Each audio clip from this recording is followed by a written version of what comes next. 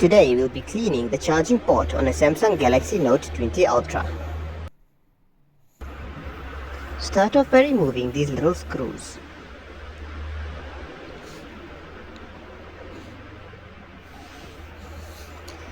Once removed, this should pop right out.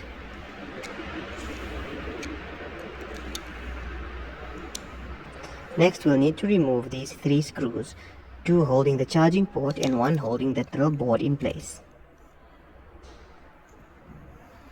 Once removed, this little green board will be loose and can be shifted out of the way.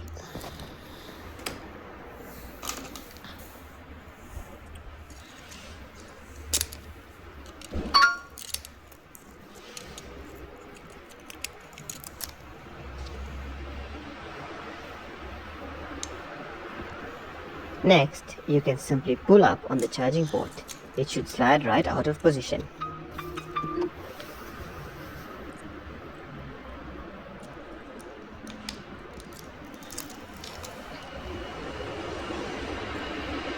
Now that you've got access to it, you can clean it or simply replace it.